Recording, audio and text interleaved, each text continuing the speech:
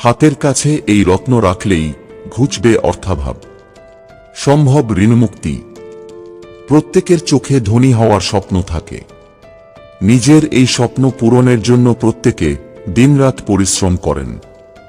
নিজের এই যাত্রাকে সফল করে তোলার জন্য অনেকে আবার কিছু জ্যোতিষ উপায় করে থাকেন। রত্নশাস্ত্র অনুযায়ী সূর্যের উপরত্ন পাইরাইট বাড়ি বা অফিসে রাখলে একাধিক আর্থিক সমস্যা থেকে মুক্তি পাওয়া যেতে পারে।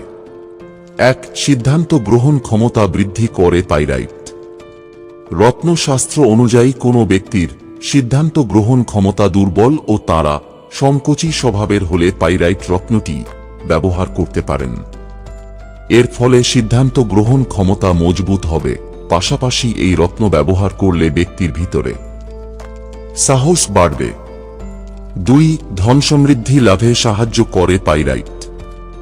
শাস্ত্র অনুযায়ী পাইরাইট ব্যবহার করলে ব্যক্তি ধন লাভ করে পাশাপাশি সাফল্যের পথে অগ্রসর হতে পারে। বাড়িতে এই রত্নটি রাখা মাত্রেই এক এক করে সাফল্য আপনার কাছে ধরা দেবে।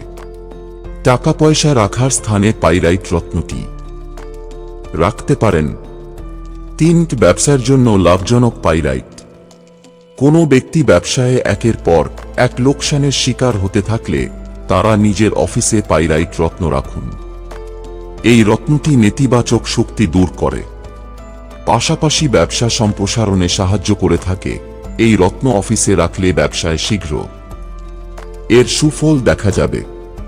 তবে অফিসে শুধুমাত্র সোনালী রঙের পাইরাইট রাখবেন।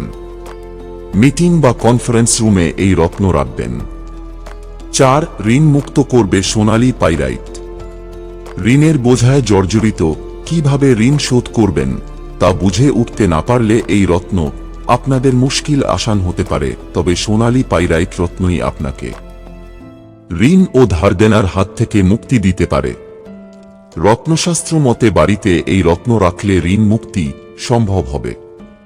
তবে বাড়িতে এমন স্থানে এই রত্নটি রাখবেন যেখানে কেউ একে দেখতে না পায়।